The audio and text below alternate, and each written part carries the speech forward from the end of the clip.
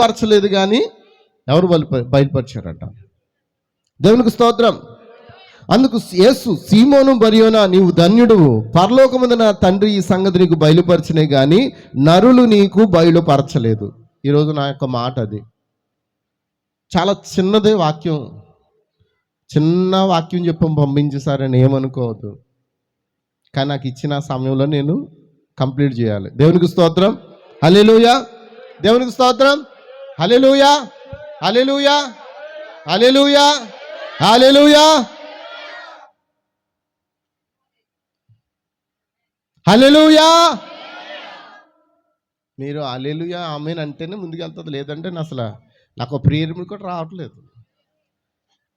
ఆయన ఆమె అని చెప్పు అన్నాడు, గాడ్ బ్లెస్ యు చెప్పు అన్నాడు అనుకోండి, నేను మధ్యలో ఏదో టైంలో చెప్పేస్తాను గాడ్ బ్లెస్ యు.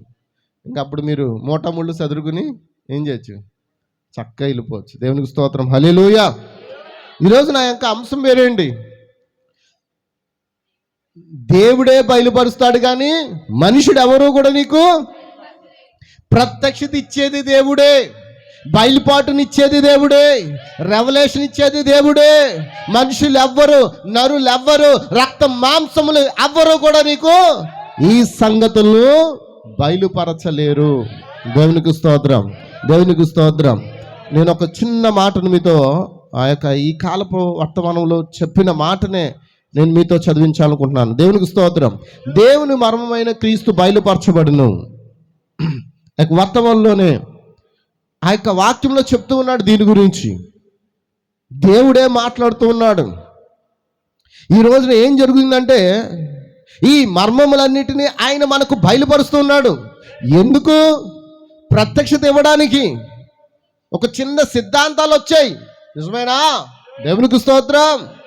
ఇది కరెక్ట్, ఇది కరెక్ట్, మాది కరెక్ట్, మాది కరెక్ట్. అసలు ఏది కరెక్ట్ అంటానంటే నాకు తెలిసింది ఒకటే ఒకటి కరెక్ట్, బైబిలే కరెక్ట్. హల్లెలూయా. లోదర్లను నిలబెట్టి, అయ్యా ఈ ప్రపంచంలో ఉన్న వారందరికంటే గొప్ప వాక్యం ఎవరి దగ్గర ఉందంటే వాళ్ళు ఏమంటారు? మా దగ్గర ఉంది, మా దగ్గర ఉంది, నువ్వు మా దగ్గరికి రావాలి అని అంటారు. నేను అంటాను, ఈ కాలపు వర్తమానం కూడా చెప్తున్నాడు, నువ్వు ఎవరి దగ్గరికి పోవద్దు కానీ వాక్యం దగ్గర రా. నువ్వు బైబిల్ దగ్గర రా.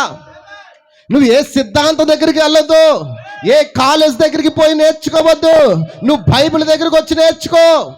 దేవునికి స్తోత్రం, హల్లెలూయా. వెస్లీ దగ్గర పోండి. వెస్లీ ఏం బోధించాడు?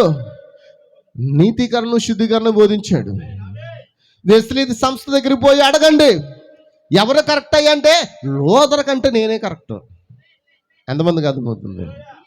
లోదర్ కంటే మాదే ఎక్కువ బోధ, మేమే కరెక్ట్ అని బోధిస్తూ ఉంటాడు.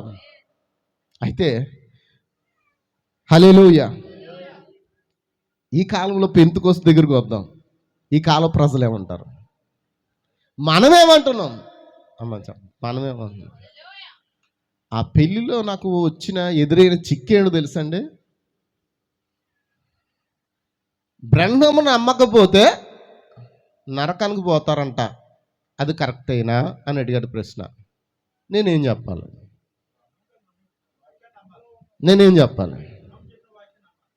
నేనేం చెప్పాలి దాని గురించి? అర్థమవుతుందా? మనం లోదర్ నమ్మటలేదు, లోదర్లోంచి వచ్చిన వాక్యం నమ్ముతూ ఉన్నాం.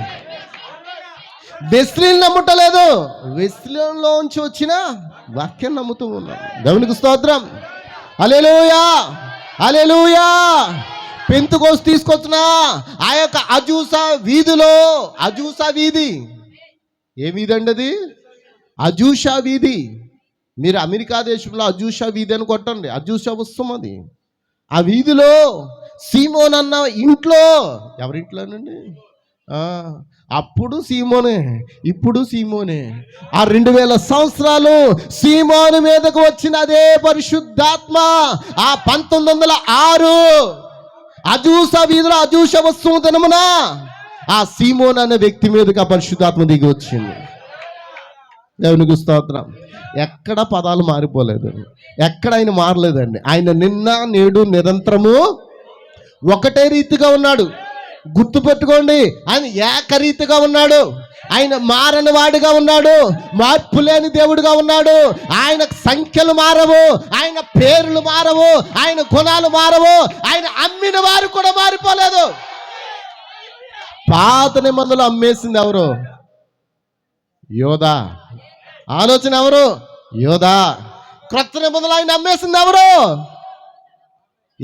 యోధా. యోధా. దేవునికి స్తోత్రం, దేవునికి స్తోత్రం. ఎంతమందికి అర్థమవుతుంది? హల్లెలూయా.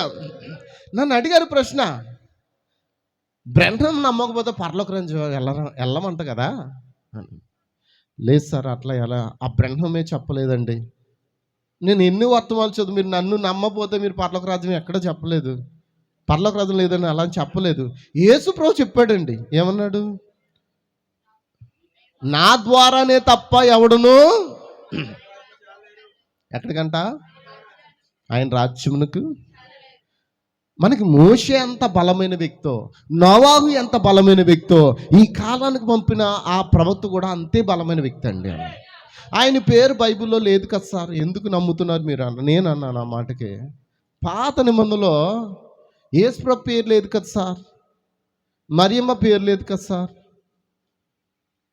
బాప్తిస్మిచ్చి యోహాను పేరు పాత నిబంధనలో మనకి ఎక్కడా కనబడలేదు కదా సార్.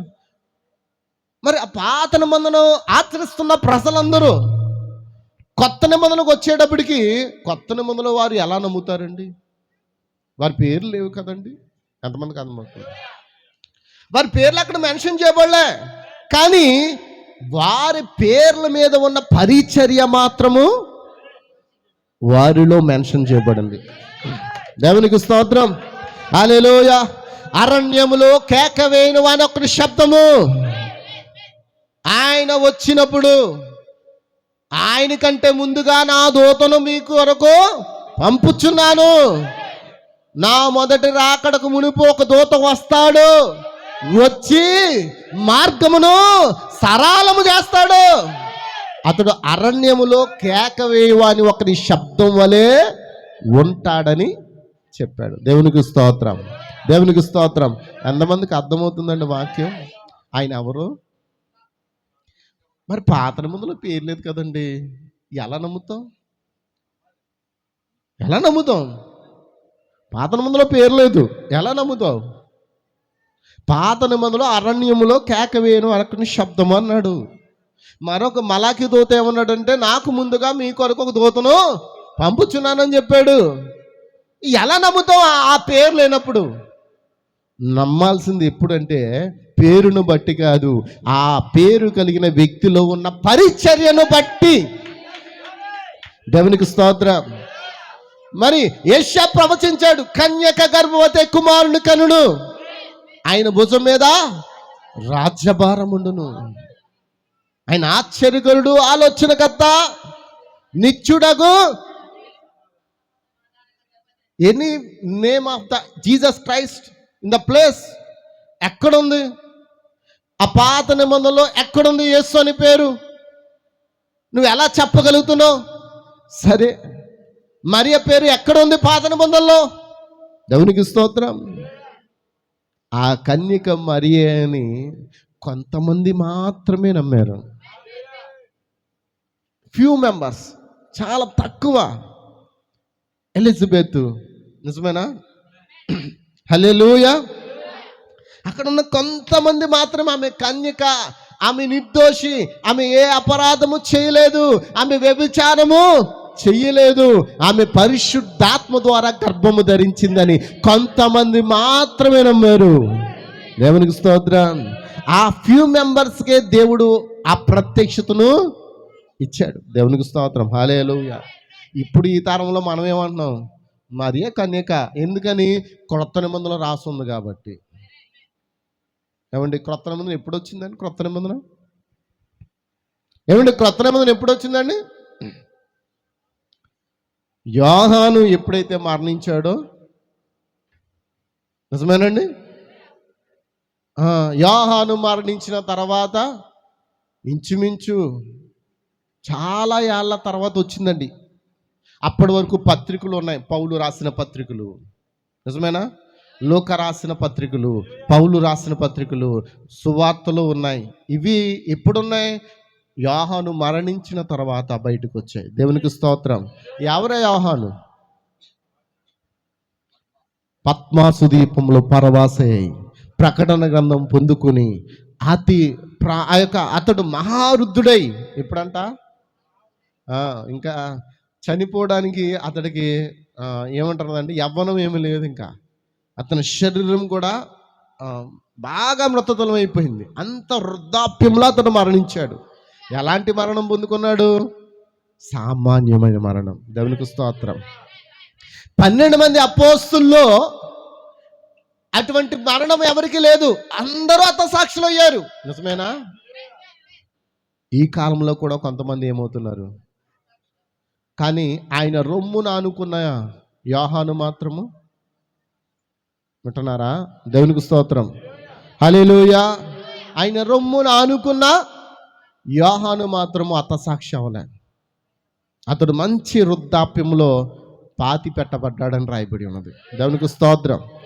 అతన్ని నూనెలో వేశారు. 24 గంటలు మరిగించారు ఆ నూనెని. ఎంతమందికి అర్థమవుతుంది? 7 అగ్ని మండించిన ఇబ్రి పిల్లలను కాపాడిన అదే దేవుడు నేను నీకున్నానన్నాడు. యోహాను కత్తితో పొడవడానికి ప్రయత్నం చేశారంట. కత్తి కూడా వెండి అయిపోయింది. What happen? కారణం ఏంటి? కారణం ఏంటంటే ఆ వ్యక్తితో దేవుని యొక్క పరిచర్య ఉంది. ఆ వ్యక్తి ద్వారా మనకి ప్రత్యక్షత గ్రంథం రాబోతున్నది.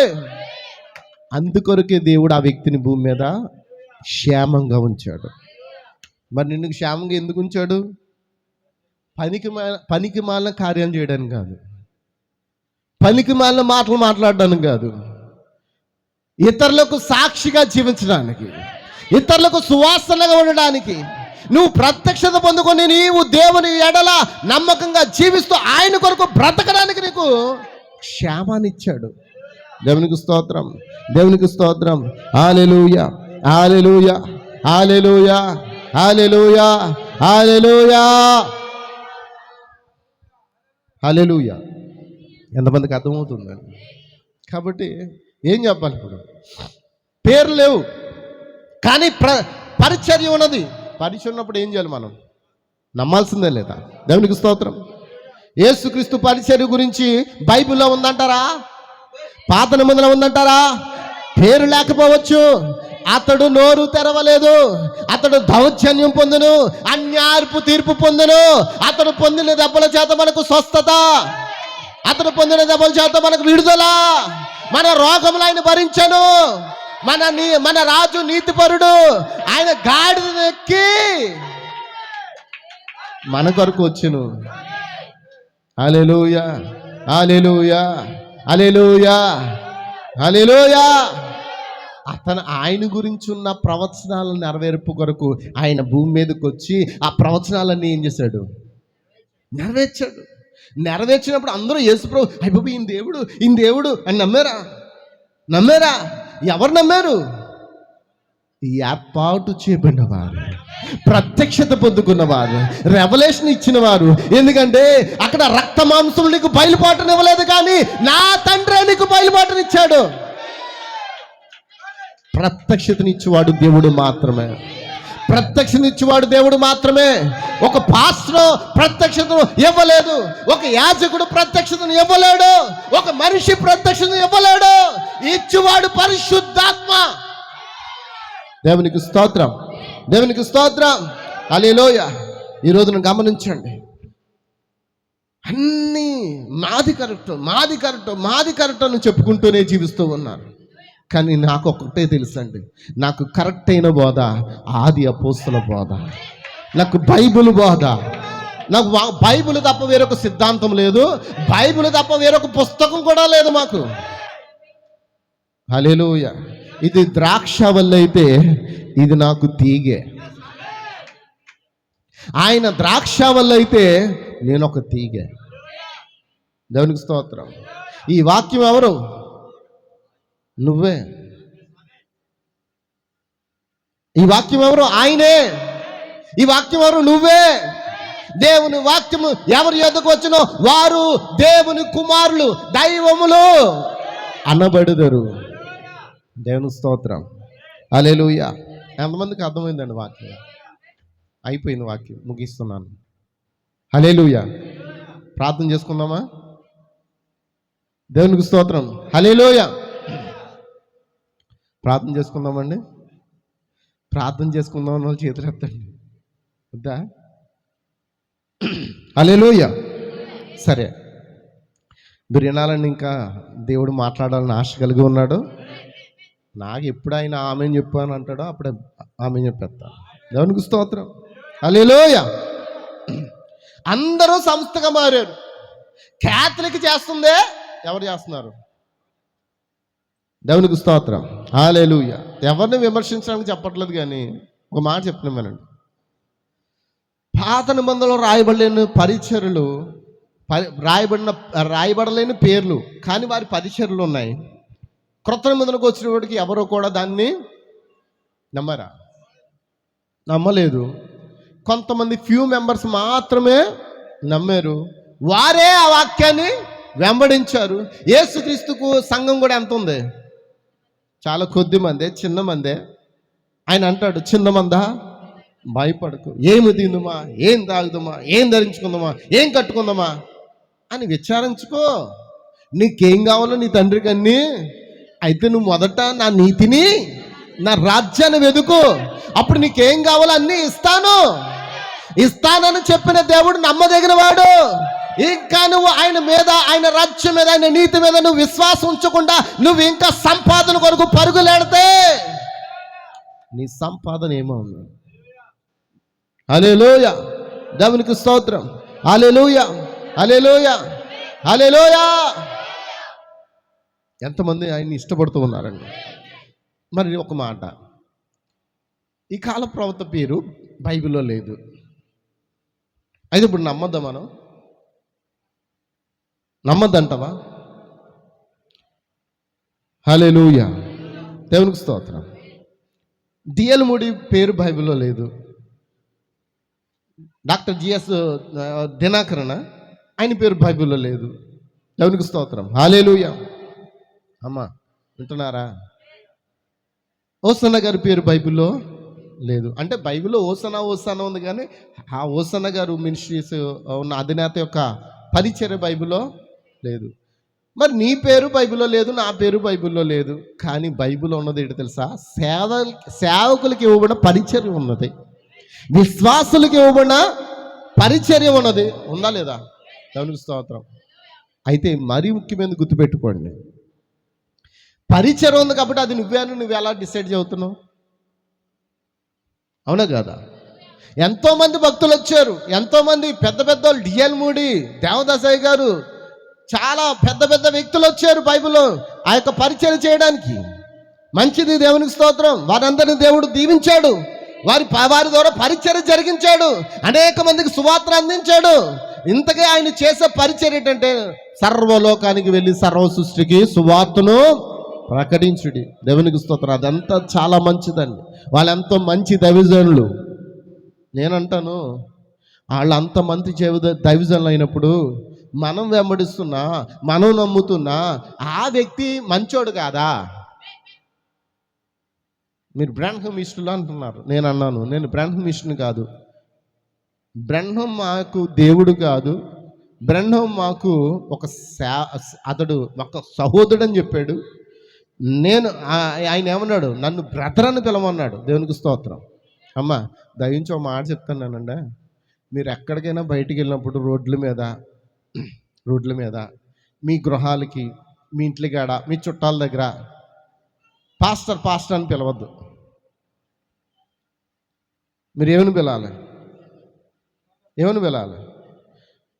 ట్రైన్లో కూడా మేము వచ్చేటప్పుడు మాతో పాటు కొంతమంది వచ్చారు కదా, వాళ్ళు పాస్టర్ అంటే ఎలా ఉండాలి? ఇంకా బయట వాళ్ళ దృష్టికి ఎలా ఉండాలి చెప్పండి? ట్రాక్ వేసుకోకూడదు, టీ షర్ట్ వేసుకోకూడదు, ఏ తమ్ముడు నిలువుటంగా వేసుకోవాలా. మాకు ఇంకా ఫ్రీనెస్ అనేది పాస్టర్ అనేటప్పటికి ఎలా ఉండాలి? కదలకూడదు, మెదలకూడదు, నవ్వకూడదు. అవునా కదా అమ్మా? చెప్పండి అమ్మా. ఎవరైనా ఏదైనా జోక్ చేసినా అలా బిగ్గబెట్టిన కూర్చోాలి. కారణం ఎవరు? మీరే. మీకు పాస్ట్ ఎక్కడనంటే ఈ పులిపీఠం ఉన్నప్పుడే. దేవునికి స్తోత్రం. మీకు పాస్ట్ ఎప్పుడనంటే మీ ఇంటికి వచ్చినప్పుడే. కానీ బయట ఎక్కడ కనబడినా నేను ఎవరిని? మీ సహోదరుడు నేను. ప్రవక్త అంటాడు, దావీదు గొర్రెలను కాసేటప్పుడు అక్కడ కాపరగా ఉన్నాడంట అతడు. ఎక్కడ ఆ గుమ్మం దగ్గర, ఆ ద్వారం దగ్గర. దేవునికి స్తోత్రం. అదే సేమ్ టైం అతడు గొర్రెల్లో కలిసిపోయి ఏ గొర్రెకి బలహీనత ఉందో కనుక్కోవడానికి, అవి ఏదైతే ఆహారం తీసుకోవట్లేదో, ఏదైతే దెబ్బ తగిలి ఉన్నాయో, ఏదైతే జ్వరంతో ఉన్నాయో వాటిని కనుక్కోవడానికి ఆ గొర్రెల్లోకి వచ్చినప్పుడు ఆయన కూడా ఏమైపోయాడు? ఎంతమందికి అర్థమవుతుంది? ఒక గొర్రెల్లో గొర్రె అయిపోయాడు ఆయన. ఈరోజు మన ప్రభువైన యేసుక్రీస్తు మంచి కాపరి, గొర్రెల గొప్ప కాపరి. ఆయన గురించి బాప్తిస్మ ఇచ్చి యోహాను ఏమన్నాడు? ఆయనకి ఇవ్వన్న ప్రత్యక్షత ఏంటి? బాప్తిస్మ ఇచ్చి యోహానికి ఇవ్వన్న ప్రత్యక్షత ఏంటో తెలుసా?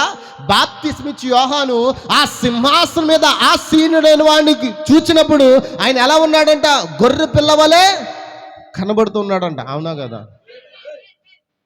అమ్మా? బాప్తిస్మ పొందగానే, యేసుప్రభు బాప్తిస్మ పొందగానే ఏమైంది? ఆకాశము తెరవబడి ఏం చూశాడంటారు? ఏం చూశాడు? ఆకాశం తెరవబడింది, పావురం పైనుండి దిగి వస్తుంది. మరి పావురం పైనుండి దిగి వస్తున్నప్పుడు నడిచి వెళ్తున్న ఆ నీటిలోంచి నడిచి వెళ్తున్న యేసును చూసి ఈ యోహాను ఏం చెప్తున్నాడు? ఇతడు లోక పాపములు మోసుకొని పోవు దేవుని. అంటే ఇప్పుడు అక్కడ ఎలా చూశాడంటారు? ఆకాశం తెరవబడినప్పుడు వధింపబడినట్లుండిన గొర్రె పిల్లగా బాప్తిస్మిచ్చి యోహాను, అనాదిలోనే వధింపబడినట్లుండిన గొర్రె పిల్లగా బాప్తిస్మిచ్చి యోహాను చూచాడు కనుకే లోక పాపములు, నా పాపములు మోసుకుని పోతున్న దేవుని గొర్రె పిల్లని సాక్ష్యమిస్తున్నాడు. ఆయనే కదా మన మంచి కాపరే. మరి ఆయనే గొర్రె పిల్ల. కాబట్టి నేను అదే చెప్తున్నాను. నేను ఎక్కడున్నప్పుడే పాస్టర్ని, మీ ఇంటికి వచ్చినప్పుడు పాస్టర్ని, బయట మాత్రం సహోదరుడు, brother. You call brother Neville జో పిలుస్తారా లేదా? అమ్మా చెప్పండి. అమ్మా నేర్చుకుందామా? అన్నాను పిల్లండి, తప్పేం లేదు. నాకంటే పెద్దోళ్ళు ఉన్న అన్న పిల్లండి. మన పెళ్ళిలో ఒక చోట ఉన్నాను, నేను అక్కడ కూర్చున్నాను, టిఫిన్ చేస్తున్నాను. ఒక బ్రదర్ వచ్చాడు. ఆయన ఎంత వయసు ఉంటుందంటే ఇంచుమించు పెళ్లి వయసు. అంకుల్, ఇక్కడ నాకు విక్టర్ అనే అబ్బాయి కావాలని అడుగుతున్నాడు.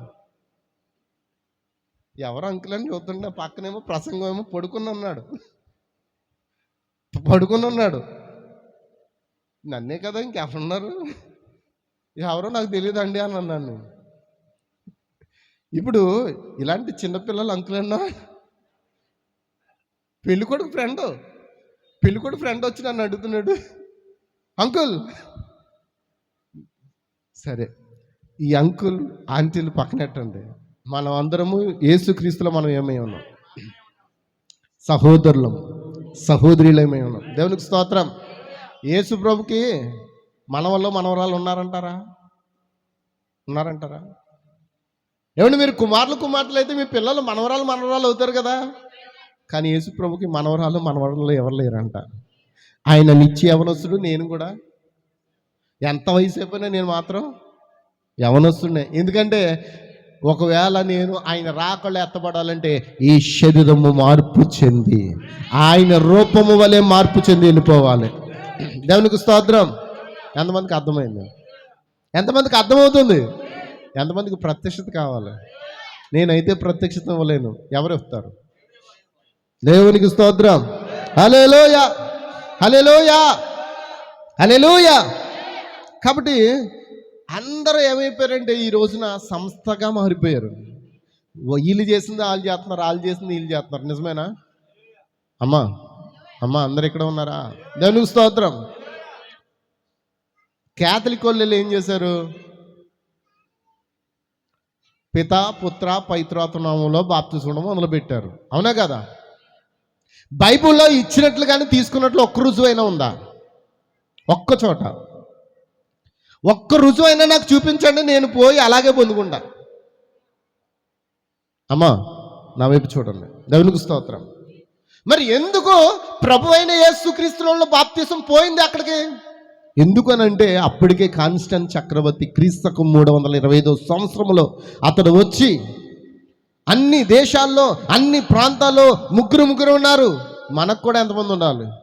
ముగ్గురు ఉండాలి అని ఏం చేశాడు? తన సిద్ధాంతాన్ని బయటికి తీసుకురావడానికి సేవకులందరినీ సమకూర్చి వారికి డబ్బులు ఇచ్చి అప్పుడు ఈ తండ్రి కుమార పరిశుద్ధాత్మ అనే దాన్ని బయటికి తీసుకొచ్చాడు. హల్లెలూయా.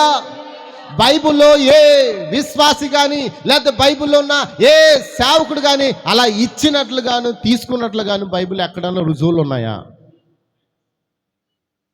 హల్లెలూయా. ఆమె చెప్పరా? దేవునికి స్తోత్రం. హల్లెలూయా. ఈ రోజున ఏమైంది? అందరూ సంస్థగా మారిపోయారు. వాళ్ళు చేసింది వీళ్ళు చేస్తారు. పిత అంటే ఏంటి? హిందీనా? అవునండి. పిత అంటే ఏంటండి? హిందీ. పిత అంటే ఏంటి? తండ్రి. హిందీలోనా? తండ్రి కదా అని అర్థం. పిత. పుత్ర అంటే ఏంటి? పుత్ర కూడా హిందీయేనా? హిందీ. తర్వాత పవిత్రాత్మ. ఒకడు అంటాడు మీ బైబిల్లో ప్రేతాత్మ అని ఉంది అంటున్నాడు. ప్రేతాత్మ కాదు నాయన, పవిత్రాత్మ అని చెప్పాను. పవిత్రాత్మను వాళ్ళు ఏం చేశారు? ప్రేతాత్మగా మార్చారు. ప్రేతాత్మ అంటే ఏంటి? దెయ్యపు ఆత్మ. ప్రేతాత్మ ఉంది, పవిత్రాత్మ ఉంది. నువ్వు ప్రేతాత్మతో ఉన్నవాడు కాబట్టి నీకు ఆ మాట ప్రేతాత్మలాగా వినబడుతుంది. పవిత్రాత్మను కలిగి ఉన్నవాడు వాడు ఎల్లప్పుడూ పరిశుద్ధాత్మ వాతావరణంలో జీవిస్తాడు. దేవునికి స్తోత్రం, దేవునికి స్తోత్రం. హల్లెలూయా, హల్లెలూయా. కాబట్టి ఈ చివరి దినాల్లో ఏమైపోయిందంటే వాళ్ళు చేసిందే క్యాథలిక్ చేసిందే లూథరన్ చేశారు. మార్పు ఏమనుందా? ఏంటో మార్పు తెలుసా? హల్లెలూయా, హల్లెలూయా. వాళ్ళేం గంగాల్లో కాళ్ళు ముంచుతారు, నెత్తి మీద నీళ్లు పోస్తారు క్యాథలిక్ వాళ్ళు. లూథరన్స్ వచ్చి ఏం చేస్తారు? కొంచెం అప్డేట్ అయ్యారు. అలా ముంచక్కర్లేదులే, ఏం చేద్దాం. ఏంటది? పెళ్ళిళ్ళకి ముందు అత్తరు జల్లివారు కదా, అత్తరు బుడ్డి. అందరు ఇక్కడ ఉన్నారా? హల్లెలూయా. అందులో నీళ్లు పోసి ఏం చేసేవారు? చిలకరించడం. ఈ లూథరన్స్ చిలకరించుతూ ఉన్నారు. దేవునికి స్తోత్రం. వాళ్ళు కూడా ఏమన్నారు? వాళ్ళు పిత అంటే మనం తండ్రి అందాం. తండ్రి కుమార పరిశుద్ధాత్మ నామములో నీకు ఇచ్చేసాం, వెళ్ళిపో. వీళ్ళు చేసిందే మళ్ళీ ఏం చేస్తున్నారు? మరి అలా కాదురా, వీళ్ళేమో గంగాల్లో కాళ్ళు ముంచుతున్నారు, వాళ్ళేమో తల ముంచుతున్నారు, వీళ్ళేమో ఎలా చిలకరిపుతున్నారు. మనం అప్డేట్ చేద్దాం. అప్డేట్ ఏంటో తెలుసా? 3 సార్లు ముంచుతాం. ఎన్నిసార్లు? 3 సార్లు. ఏంటా 3 సార్లు? తండ్రి కుమార పరిశుద్ధాత్మ. నేను అడుగుతాను ఒక మాట, తల్లులారా, మీరు ఎవరు బాధపడరు కదా? మీరందరూ బిడ్డలకు అన్నవారే. మీకు ఒక్కసారే కదండి కుమారుడు బయటకు వచ్చాడు. మీ బిడ్డలు ఒక్కసారే కదా కన్నారు. లోపలికి బయటికి వస్తాడా? చెప్పండి తల్లులారా. బిడ్డ వచ్చినప్పుడు బయట ఉమ్మనీరు వస్తుంది, తర్వాత రక్తం వస్తుంది, తర్వాత బిడ్డ వస్తాడు, తర్వాత ఏమవుతుంది? జీవం వస్తుంది. అవునా కదా? సేమ్ ప్రాసెస్ దేవుడు ఇచ్చాడు. కానీ వీళ్ళేం చేస్తారు? తండ్రికోసారంట, కుమారునికోసారంట, పరిశుద్ధాత్మకోసారంట. మెథడిస్ట్ వాళ్ళు తీసుకొచ్చింది ఇది చాలక కొంతమంది ఇంకా టాలెంట్ పర్సన్లు వచ్చారు. టాలెంటెడ్. ఏంటి ఆ టాలెంట్? జెండా కింద పొందుకోవాలా, దుప్పటి కింద పొందుకోవాలా, ఇసుకలో పాతి పెట్టబడాలి. ఎక్కడ దాకానే నేను అడుగుతాను. పీకి దాకా సమాధి చేసావు కానీ తల మాత్రం సమాధి చేయలేదే. అది కూడా సమాధి చేద్దాం, పూర్తిగా సమాధి అయిపోతావు కదా. అవునా కదా? అంటే బాప్తిస్మ అంటే దాని అర్థము సమాధి చేపట్ట. అర్థమైందండి? బాప్తిస్మ అంటే ఏంటండి? దాని అర్థం సమాధి చేపట్ట. ఏంటి సమాధి చేయాలి? మనలో ఉన్న లోకపు కార్యాలని, మన పాత జీవితాన్ని, మన పాత సంగతులన్నీ ఏం చేయాలి? సమాధి చేయాలి. ఇప్పుడు వీళ్ళేం చేస్తారు? అక్షరార్థంగా సమాధి చేయాలని పీకల లోతు పూడ్చి నేనంటాను, ఆ పీకలోతు పూడ్చడం ఎందుకు, పూర్తిగా పూడ్చచ్చు కదా, దరిద్రం వదిలిపోతుంది. డైరెక్ట్గా ఎక్కడికి వెళ్ళిపోతాడు పరలోక రాజ్యం. అవునా కదా? దేవునికి స్తోత్రం. అందరూ నమ్ముతూ ఉన్నారా? అందుకే దేవుడు ఏం చెప్పాడంటే, బైబిల్ దగ్గర రండి అయ్యా. ఎక్కడ రావాలి? బైబిల్లో మన పాత పితరులు, లేకపోతే బాప్తిస్మిచ్చి యోహాను, యేసుక్రీస్తు బాప్తిస్మ ఇచ్చాడా? యేసుక్రీస్తు బాప్తిస్మ ఇచ్చాడా బైబిల్లో? ఇవ్వలేదా? ఇచ్చాడా ఇవ్వలేదా? ఇచ్చాడన్న వాళ్ళు చేతులు ఎత్తండి. 1 లేసింది, 2 లేసే. ఇచ్చాడండి? 3 లేసే. బ్రదర్స్ ఇంకెవరు?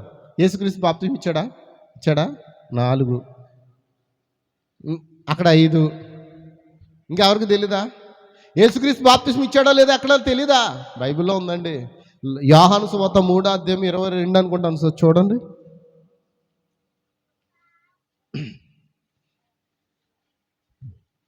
త్వరగా, అసలు నా పేజీ కూడా తిరగలేదండి. 3:21-22.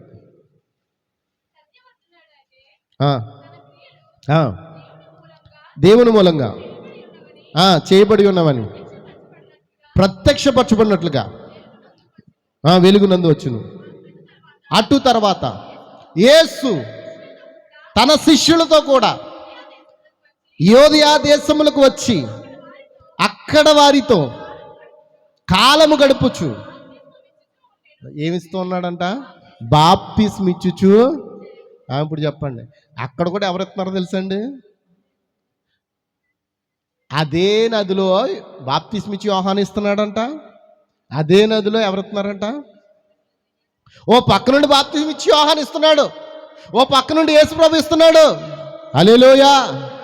యోహాను అంటాడు, నేను కేవలం నీళ్ళలో మిమ్మల్ని ముంచుతున్నాను, నా వెనకాతలు వచ్చేవాడు మిమ్మల్ని అగ్నిలో ముంచుతాడని చెప్తున్నాడు. దేవునికి స్తోత్రం, దేవునికి స్తోత్రం.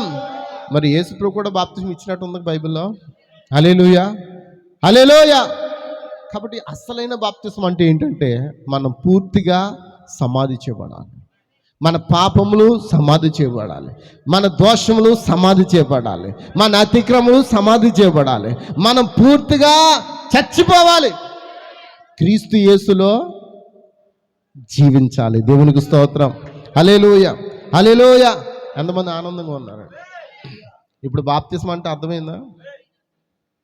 వాళ్ళు చేసింది వీళ్ళు చేస్తున్నారు, వీళ్ళు చేసింది వాళ్ళు చేస్తున్నారు, కానీ బైబిల్ చేసింది మాత్రం ఎవరు చేస్తారో వారిదే పరలోక రాజ్యం. ఈ కాలప్రవక్త వచ్చి ఏం చెప్పాడంటే, బాబు నా నామంలో బాప్తిస్మ ఉందని చెప్పలేదు, నాకు ప్రార్థన చేయమని ఆయన చెప్పలేదు.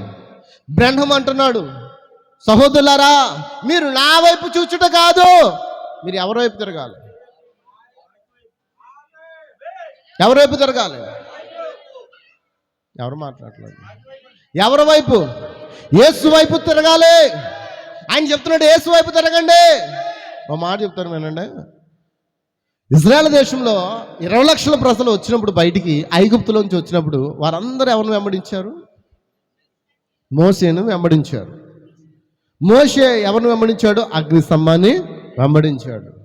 మోషే ఎవరిని వెంబడించాడు? మేఘస్తంభాన్ని వెంబడించాడు. ఓ మాట చెప్పమంటారా? ఈ 20 లక్షల ప్రజలు మోషేను వెంబడించారు, కానీ 20 లక్షల్లో ఉన్న 2 మాత్రము మోషేను కాదు, మోషేలో ఉన్న అగ్నిస్తంభాన్ని, మోషేలో ఉన్న వాక్యాన్ని, మోషేలో ఉన్న మేఘస్తంభాన్ని, మోషేలో ఉన్న పరిశుద్ధాత్మను వారు వెంబడించారు. కనుక వారు ఎక్కడికి వెళ్ళారు? ఆవర్లగట్టుకు వెళ్ళారు, వాగ్దానంలోకి వెళ్ళారు, వాగ్దాన దేశంలోకి వెళ్ళారు. మోషేను వెంబడించుకుంటూ వెళ్ళిపోతే మోషే ఏమయ్యాడు?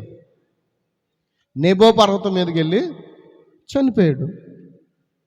అందరూ ఏమైపోయారు? మోషేను వెంబడించిన వాళ్ళందరూ అరణ్యంలో రాలిపోయారు. ఇప్పుడు ఎవరిని వెంబడించాలి? అమ్మ చెప్పండి. మోషేలో ఉన్న వాక్యం కావాలా, మోషే కావాలా? దేవునికి స్తోత్రం. మోషే పేరెత్తుతాం కానీ మోషే కాదు అక్కడ మనకు కావాల్సింది, మోషేలో ఉన్న వాక్యము. అగ్నిస్తంభం ఎక్కడికి వచ్చేసింది? దేవునికి స్తోత్రం. ఇప్పుడు ఈ మధ్యన అగ్నిస్తంభం ఎక్కడికి వచ్చిందంటే కిటికీలు గుండా గోడల మీద పడుతుంది. మేఘస్తంభం గోళ్ళ మీద పడుతుంది. దేవునికి స్తోత్రం, హల్లెలూయా. మంచిదండి, దేవునికి స్తోత్రం. నేను అడుగుతూ ఉన్నాను, యెహోషువకు దూసిన ఖడ్గం చేత పట్టుకుని ఒక బలిష్ఠమైన దూత నిలబడ్డాడు. యెరికో కోట గోడను కూల్చే ముందు జరిగిన కార్యం. అప్పుడు దాకా యెహోషువ అగ్నిస్తంభాన్ని వెంబడించాడు. దేవునికి స్తోత్రం. ఈ అగ్నిస్తంభం నేరుగా దూసిన ఖడ్గం చేత పట్టుకుని నడుచుకుంటే ఎక్కడికి వచ్చింది? యెహోషువ యొద్దకు వచ్చింది. నిజమేనా? దేవునికి స్తోత్రం. అటు తర్వాత అక్కడ మాటలు జరిగాయి. ఆ మాటల మధ్యలో నువ్వు ఎవరి పక్షాన ఉన్నావు అని అడిగాడు. నేను యెహోవా సేనాధిపతిని అన్నాడు. అవునా కదా? దేవునికి స్తోత్రం. అటు తర్వాత యెహోషువకు ఇంకా విజయం పెరిగింది. దేవునికి స్తోత్రం. ఎందుకనంటే అగ్నిస్తంభం మనిషి కుమారుడు అయ్యాడు. మనిషి కుమారుడు ఇప్పుడు ఎక్కడికి వచ్చాడు? యెహోషువలోకి వచ్చేసాడు. దేవునికి స్తోత్రం, హల్లెలూయా. ఇప్పుడు చెప్పండి, మనకి ఎవరు కావాలి? ఇప్పుడు యెహోషువలో ఉన్న అగ్నిస్తంభం కావాలా, యెహోషువ కావాలా? ఇప్పుడు చెప్పండి, మనకి బ్రహ్మ ముఖ్యమా, బ్రహ్మలో ఉన్న వాక్యం ముఖ్యమా?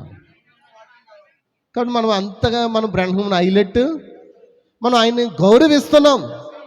ఆయన ఒక ఆ సేవకులు ఇప్పుడు మనకి ఇవ్వబడిన 7 సంఘకాలాలు ఉన్న ప్రవక్తలతో పాటు ఆయన కుడి చేతిలో 7 నక్షత్రాలు ఏ విధంగా ఉన్నా, ఆయన కూడా ఆ బ్రహ్మం కూడా ఎలా ఉన్నాడు? ఆయన చేతిలో ఒక నక్షత్రంగా ఉన్నాడు. పౌలు ఎంతగా గౌరవిస్తున్నామో ఈ కాలాన్ని పంపబడిన ప్రవక్తను అంతగా గౌరవిస్తున్నాం. ప్రవక్త అంటాడు, పౌలు బోధించిందే నేను బోధించాను అన్నాడు. పౌలు సంఘం పరలోక రాజ్యంలో ఉంటే నన్ను వెంబడించిన వారు, నాలో ఉన్న వాక్యాన్ని వెంబడించిన వారు పరలోక రాజ్యంలో ఉంటారని చెప్పాడు. దేవునికి స్తోత్రం.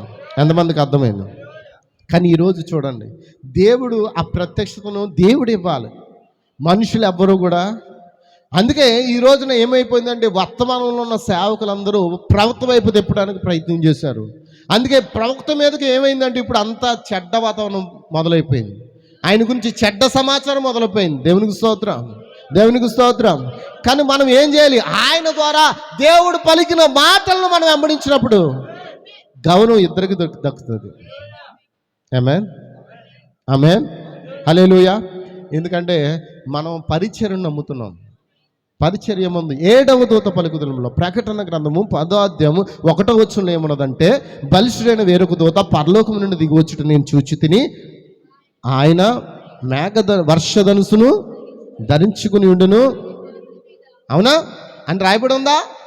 అదే అధ్యాయంలో 7వ వచనంలో 7వ దూత గురించి రాయబడి ఉంది.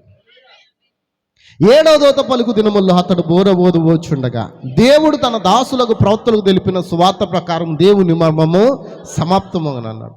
అక్కడ మొదటి దూత అని రాయబడలేదు, 2వ దూత అని రాయబడలేదు, 3వ దూత అని రాయబడలేదు, 4వ దూత, 5వ దూత, 6వ దూత అని రాయబడలేదు.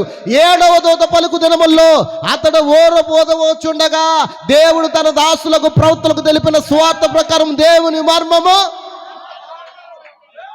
అంటే దేవుని మర్మాలు సమాప్తం చేయడానికి దేవుడు ఈ కాలానికి ఒక ప్రవక్తను పంపాడు అంతే. అతడు కేవలం విలియం మ్యారన్ బ్రహ్మం అని నమ్ముతున్నాం అంతే.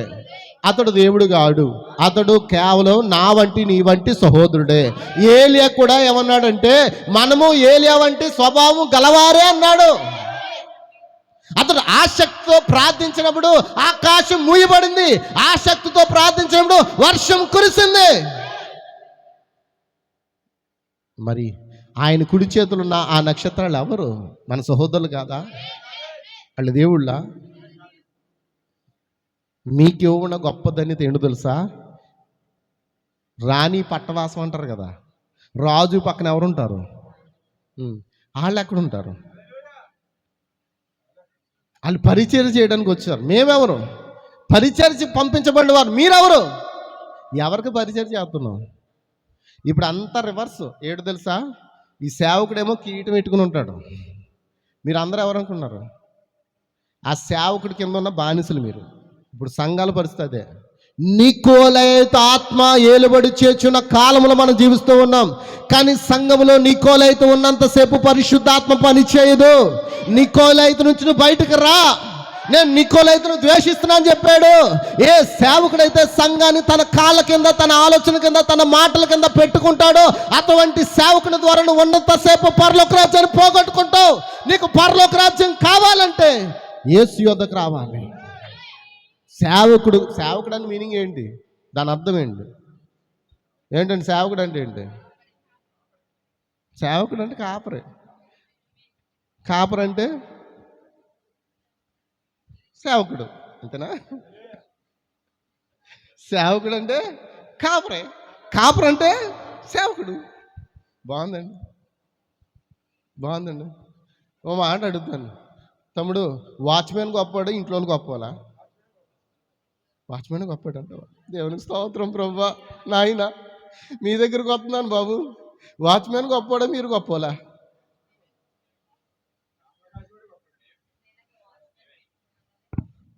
దేవునికి స్తోత్రం. సహోదరి చెప్పింది, చాలా చక్కగా చెప్పింది.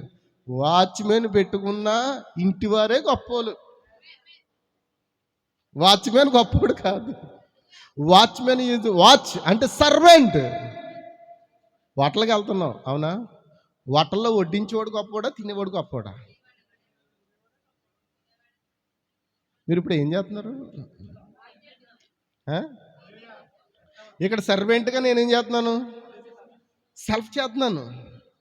ఏం కావాలో మీకు ఇక్కడెక్కడ ఎవరెవరో ప్రార్థించి వచ్చారు, మాకు ఏం కావాలో మాతో మాట్లాడు ప్రభు, మాకు పెట్టు, మాకు అది కావాలి, నాకు కారం కావాలి, నాకు స్వీట్ కావాలని కోరుకున్నారు. ఇక్కడ కొంతమంది హాట్ కావాలని కోరుకున్నారు, స్వీట్ కావాలని కోరుకున్నారు, గరం కావాలని కోరుకున్నారు.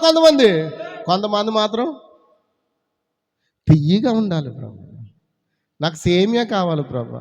నువ్వు ఏదైతే కోరుకున్నావో అదే పట్టుకుని వెళ్తావు. నిజమేనా? అయితే సేవకుడు పని ఏంటి? వడ్డించడమే. మీరు ఏం ఆర్డర్ వేస్తారో ఇక్కడ నేను వడ్డించడమే. దేవునికి స్తోత్రం. కానీ ఇక్కడ ఆర్డర్ వేసేది ఏముండదు, మీరు మాత్రం అడిగేశారు. దేవుడు ఏం చేస్తాడు? ఇక్కడ సేమియా కావాల్సిన వాళ్ళకి సేమియా, ఉప్మా కావాల్సిన ఉప్మా, ఆర్ట్ కావాల్సిన ఆర్ట్, కారం కావాల్సిన కారం, గరం కావాల్సిన గరం, మసాలా కావాల్సిన వాళ్ళకి వడ్డిస్తూ ఉన్నాడు. దేవునికి స్తోత్రం. నేను ముగిస్తూ ఉన్నాను. ఇప్పుడు చెప్పండి, వాచ్మెన్ గొప్పవాడా, ఇంటివారు గొప్పవాళ్ళ? బ్రదర్ చెప్పండి, అమ్మ చెప్పండి. అమ్మ ఇప్పుడు సేవకుడు గొప్పవాడా, సంఘం గొప్పదా? ఎందుకని అమ్మా చెప్పండి. అమ్మ మీరు నోరుప్పితే నేను ముందుకెళ్ళిపోతాను, అయిపోతుంది. గాడ్ బ్లెస్ యు చెప్పేస్తాను, ఇంకా ముగించేస్తాను. దేవునికి స్తోత్రం. దేవునికి నీకు మధ్యవర్తి పరిశుద్ధాత్మే. ఇప్పుడు ప్రజెంట్ సేవకుడు మధ్యవర్తిగా మీతో ఉన్నాడు. మంచిది, దేవునికి స్తోత్రం. అంటే ఇప్పుడు ఏం చెప్పేది ఏంటంటే, దేవునికి ముఖ్యమైనది నువ్వే. నిన్ను కాపాడడానికి సేవకుని ఏం చేశాడు? అంతే, కాపలాగా పెట్టాడు, సర్వెంట్గా పెట్టాడు. జీతం ఎవరిస్తారు? యజమానుడు ఇస్తారు. యజమానుడు ఎవరు? దేవునికి స్తోత్రం. ఎంతమందికి అర్థమైందమ్మా? ఇప్పుడు బలు వెలిగిందా? ప్రత్యక్షత వచ్చిందా? నువ్వేమై ఉన్నావు? యజమానురాలు అయి ఉన్నావు. నువ్వేమై ఉన్నావు? అమ్మగారి అయి ఉన్నావు. నువ్వేమై ఉన్నావు? దేవునిలో సగ బాగానే ఉన్నావు.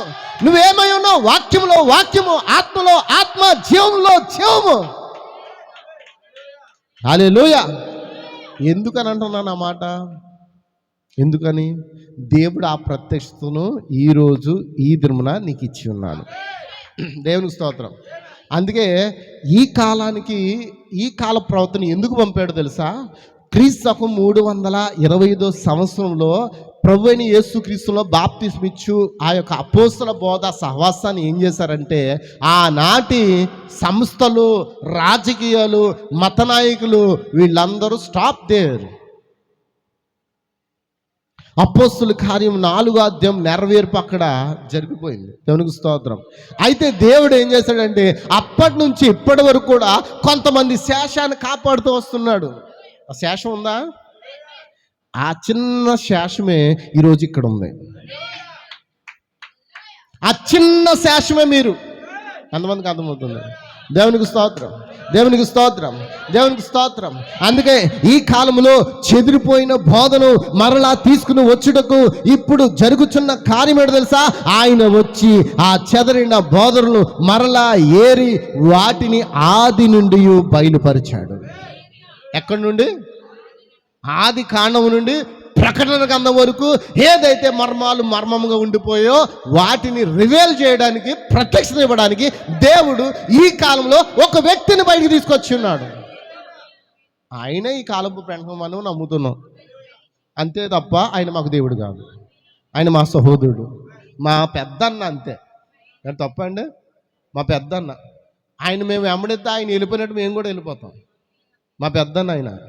మాకు పెద్దన్న ఏం చెప్పాడో మేము ఆ మాటలు వాక్యంలో సరిపోతాని మేము ఆయన అన్నాడు, బాబు నాయనలారా, నేను ఏదైతే బోధిస్తున్నానో అది వాక్యంలో ఉంటేనే తీసుకోండి, వాక్యంలో లేకపోతే పక్కన పెట్టండి అన్న. దేవునికి స్తోత్రం, హల్లెలూయా. అందరు ఇక్కడ ఉన్నారా? పడుకున్నారా? సోలిపోయారా? సొమ్మసిల్లిపోయారా? టిఫిన్లు చేయకుండా అలసిపోయారా? ఏమైనా సరే దేవుడు మిమ్మల్ని బలం ఇచ్చి నిలబెట్టును గాక. అందుకే క్రీస్తు మర్మముని ఈరోజు మనకి ఏం చేస్తున్నాడు? ఆయనే బయలుపాటును ఇస్తున్నాడు. నేను ముగిస్తూ ఉన్నాను. దేవుని సంగమ కొరకు దేవునికి 3 ఉద్దేశాలు ఉన్నాయి. ఏంటనంటే ప్రతి వ్యక్తి బాప్తిసం పొందాలి. ఎలా పొందాలి? ఎలా పొందాలి? ఎలా పడితే అలా పొందితే ఆ రాజ్యానికి వారసులు. నువ్వు బైబిల్ ప్రకారంగా పొందుకుంటే నేను చెప్తున్నాను, ఖచ్చితంగా నువ్వు వారసురాలువే, నువ్వు వారసుడివే. బైబిల్ ప్రకారంగా కాకుండా మా పెద్దోళ్ళు పొందుకున్నారు, మా పితరులు పొందుకున్నాడు, మా తాత పొందుకున్నాడు, మా ముత్తాత, మా పెద్ద పాస్టర్ పొందుకున్నాడు. మీ పెద్ద పాస్టర్ పొందుకున్నా, మీ తాత పొందుకున్నా, మీ ముత్తాత పొందుకున్నా, అమ్మగారు పొందుకున్నా, నాన్నగారు పొందుకున్నా, ఎవరు పొందుకున్నా, బైబిల్లో పొందుకోపోతే, బైబిల్లో లేనిది పొందుకోపోతే వాళ్ళందరూ విడవబడతారు. అందుకే 10 మంది కన్యకుల గురించి బైబిల్లో రాయబడింది. నిజమేనా? దేవుని చిత్తమైన దాని గురించి నేర్చుకుందాం. 10 మంది కన్యకులు, ఐదుగురు. ఈరోజు ఎవరి జాబితాలో ఉన్నావు నువ్వు? దేవునికి స్తోత్రం. రెండవది 3 ఉద్దేశాలు కదండి. రెండవది ప్రభు రాత్రి. అది పగలే ఇచ్చేసినా పర్లేదు, మధ్యాహ్నం ఇచ్చేసినా పర్లేదు, ఎప్పుడు ఇచ్చేసినా పర్లేదు, ఎలా ఇచ్చేసినా పర్లేదు. నో, అది రాత్రి అని రాయబడింది. ఎందుకు రాత్రి కాలంలో చెప్పన్నాడు? పాత నిబంధనలో మీరు సాయంకాలం మందు ఆ బలి పశువును వధించి దాన్ని కాల్చి చేదు ఆకుకూరలతో మీరు ఏం చేయాలి? మీరు ఇంటికి వెళ్ళి చదవండి నిర్గమాకాండము 12వ అధ్యాయం. ఎంతమంది చదువుతారు? నిర్గమాకాండము 12వ అధ్యాయము. నిర్గమాకాండము 12వ అధ్యాయం మీరు చదవండి. కానీ యేసుక్రీస్తు కూడా ఈ భూమి మీదకి వచ్చినప్పుడు ఆయన కూడా ప్రభురాత్రి భోజనం ఇచ్చినప్పుడు ఎప్పుడు ఇచ్చాడు?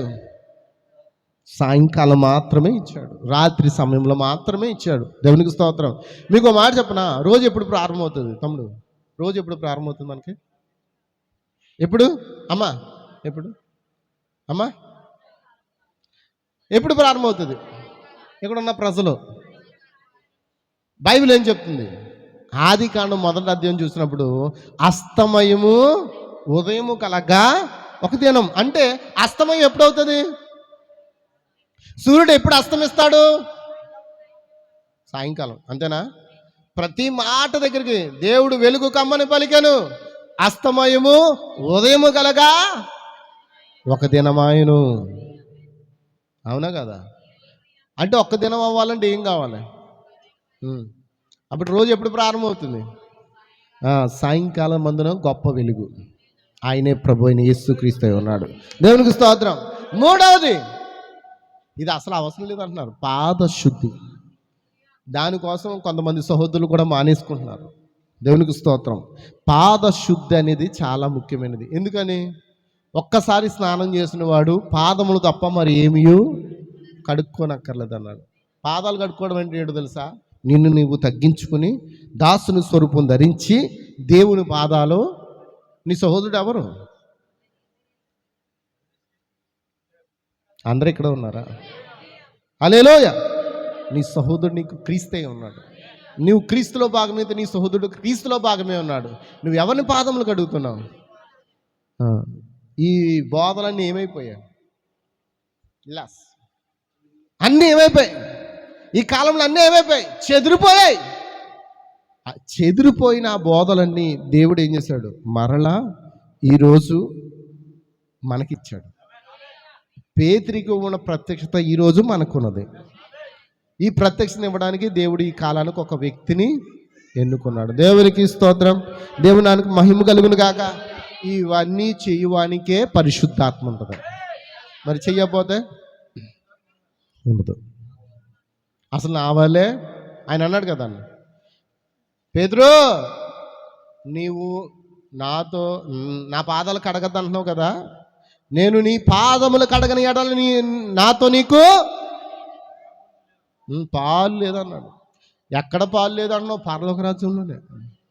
అంటే పరిశుద్ధాత్మే ఎంతమందికి అర్థమవుతుంది? కాబట్టి సంతోషిద్దామా, ఆత్మలో ఆనందిద్దామా, ప్రార్థిద్దామా. దేవుడు మనుషులు ఇస్తారా? ప్రత్యక్షం దేవుడు ఇస్తాడా? అందరూ చెప్పండి అమ్మా. మరి దేవుడు ఇవ్వాలంటే మేము ఏం చేయాలి? ప్రార్థించాలా? ఎంతమంది ప్రార్థిస్తారు? ప్రార్థన చేస్తారా? ఒక్క నిమిషం ప్రార్థించండి. అందరూ కూడా ప్రార్థించండి. అందరూ కూడా ప్రార్థించండి. స్తోత్రం.